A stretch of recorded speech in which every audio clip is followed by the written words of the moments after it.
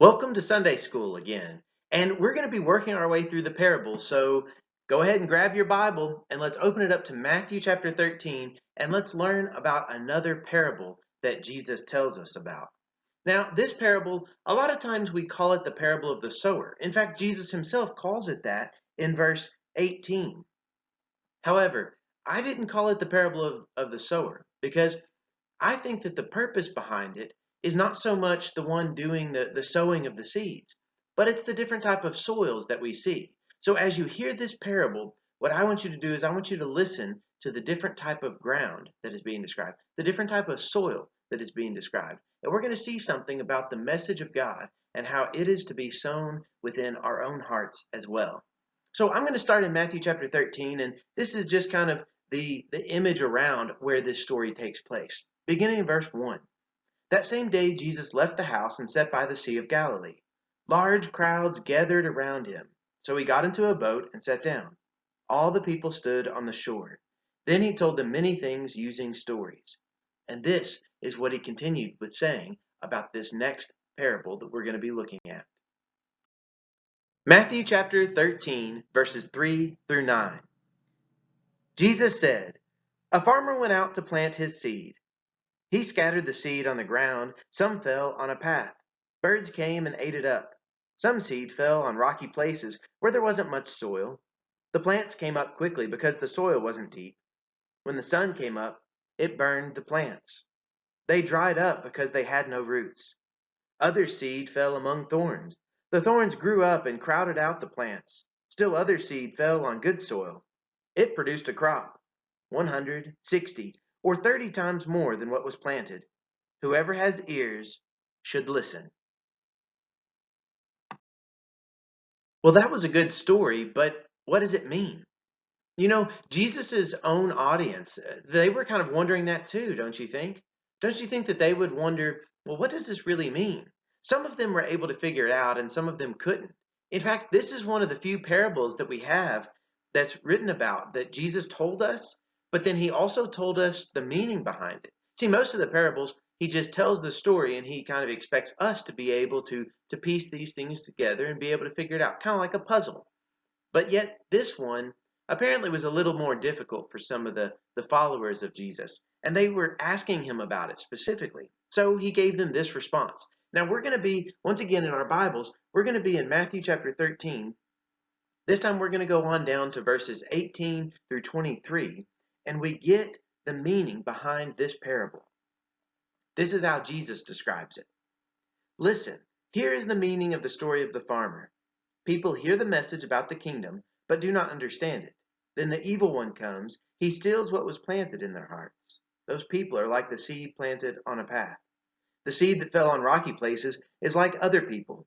They hear the message and at once receive it with joy, but they have no roots. So they last only a short time. They quickly fall away from the faith when trouble or suffering comes because of the message.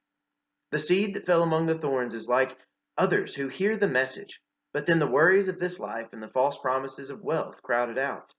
They keep the message from producing fruit. But the seed that fell on the good soil is like those who hear the message and understand it. They produce a crop 100, 60, or 30 times more than the farmer planted." So here we have the explanation that Jesus himself gives us. And this is why I think that this parable is more correctly kind of called the parable of the soils. Because the focus is not really on the seed. It's the same type of seed that's planted everywhere. And the message is not really on the sower, the one who's planting these things.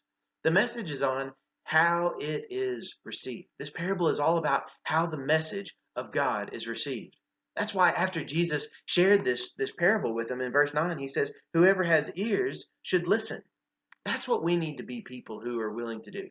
That we need to listen up and we need to pay attention to the things that Jesus is trying to teach us in what he says. So in this parable right here, we get this explanation. We get the story. It's a great story. But now we also see that Jesus is explaining it. And it really comes down to how people respond to the message that God is proclaiming. And you know what? Different people respond different ways to this message. Whenever they hear for the first time that Jesus Christ that he came to this earth and that he did all these amazing things that he did, but then he was also crucified on a cross. But that didn't end the story. On that third day, he rose up from the dead, and that gospel message is a little confusing for some people. And that's why the different soils tells us how different people respond to this gospel message. But there is a group of people who, once they hear that message, it takes root in their hearts and it grows. Sometimes it might produce 100 or 60 or 30. It doesn't matter exactly how much it produces. What matters is that it produces something great, something wonderful in that person's life. So I hope that the message that we can get from this parable, the lesson that we can get from this story is that we need to be like that soil that will be readily able to receive this message from God, and that we can be described just like how he describes this. Verse 23, the seed that fell on good soil is like those who hear the message and understand it. They produce a crop 160 or 30 times more than the farmer planted. That's the type of people that we need to be. We need to be people who have our ears open to what Jesus is telling us.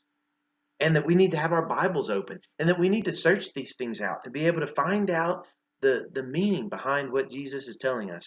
Because Jesus, whenever he was here, he told us how to live. He told us how to treat one another. It's now up to us to open our ears, listen to this message, and to obey it. That is the type of people that are going to produce these great things, the fruit, this great crop for our God.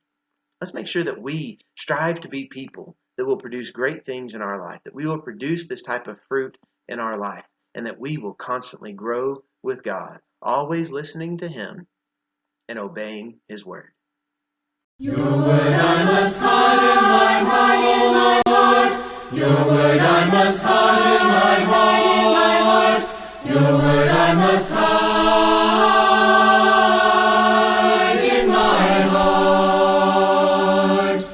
Your word gives me joy in my heart. Your word gives me joy in my heart. Your word gives me joy.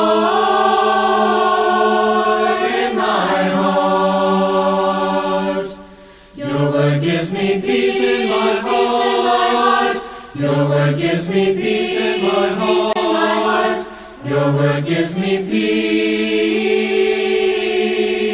in my heart. Your word gives me hope in my heart. Your word gives me hope in my heart. Your word gives me hope in my heart. Your word I must hide in my heart. Your word I must hide in my heart. Your word I must hide in my heart.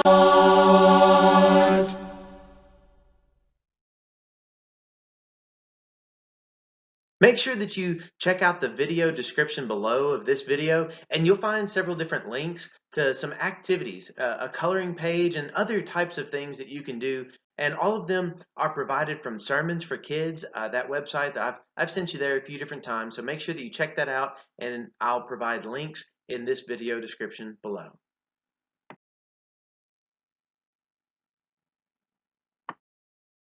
For those of you who want to dig a little bit deeper, I know this is kind of strange and this looks like the same thing that I sent you to last week, and guess what?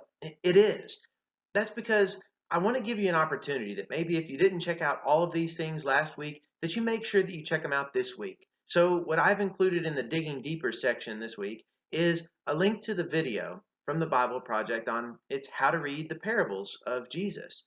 And if you didn't watch that last week, please make sure that you watch it this week, because it will be very helpful in the upcoming weeks about the purpose of these parables, kind of what Jesus was doing with them. And if you did already watch that video, great. Guess what? Now you can check out the study notes that the Bible Project has put out. And maybe you didn't get an opportunity to look at all of those. I'm reminding you again that would be very important and a really good resource for us to dive deeper into these parables of Jesus. Now, I will be including some different things in the Digging Deeper sections in the upcoming videos, but I want to make sure that we understand about how to read these parables and how we can can understand the way that they apply to our lives. On that same type of a note about understanding the parables and kind of the point of them, I want to draw your attention back to the Bible, back to what we were looking at in this parable of the sower or this parable of the soils, however you want to call it. We looked at two different passages. We looked at verses 3 through 9, which tell us about the story. And then we also jumped on down to verses 18 through 23, and we saw Jesus' explanation for that parable. But did you notice that the in-between verses, those actually tell us a lot about parables? And really, they're going to open up our minds to what the reasons behind all of these parables are. Not just this parable, but the rest of the parables that Jesus uses as well. So I want to read these verses, the in-between verses, verses 10 through 17, and I want us to kind of work through some of these things together. I want to point out some of the reasons for the parables. Some of these things you'll notice also show up in that video from the Bible Project on how to read the parables. So let's look at these in-between verses. So this is right after he describes the parable. He hasn't explained it yet. He's just told them the story. Verse 10. The disciples came to him. They asked, "Why do you use stories when you speak to the people?" He replied, "Because you have been given the knowledge of the secrets of the kingdom of heaven. It has not been given to outsiders. Everyone who has this kind of knowledge will be given more knowledge. In fact, they will have very much. If anyone doesn't have this kind of knowledge, even what little they have will be taken away from them. Here is why I use stories when I speak to the people. I say, they look, but they don't really see. They listen, but they don't really hear or understand. In them, the words of the prophet Isaiah come true. He said, you will hear, but never understand. You will see, but never know what you are seeing. The hearts of these people have become stubborn. They can barely hear with their ears. They have closed their eyes. Otherwise, they might see with their eyes. They might hear with their ears.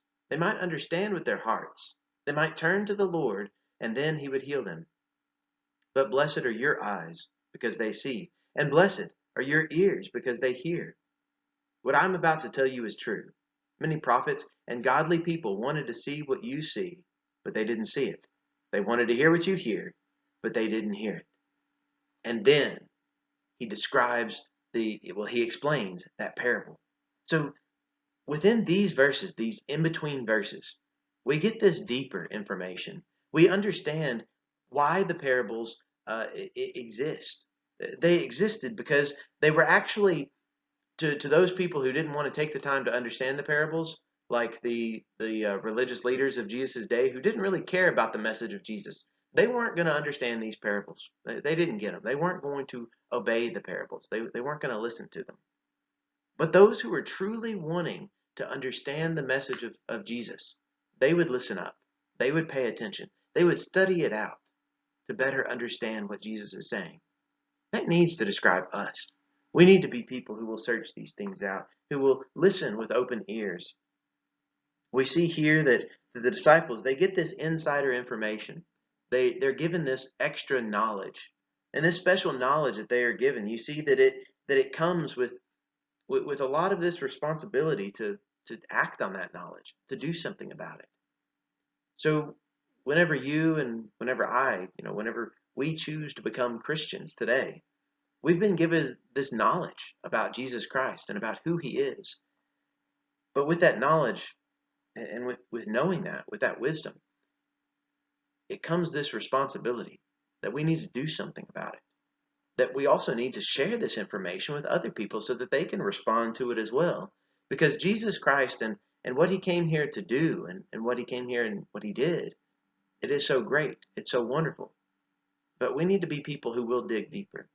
We need to be people who will share this stuff with people around us so that we can all come to know God and to follow him.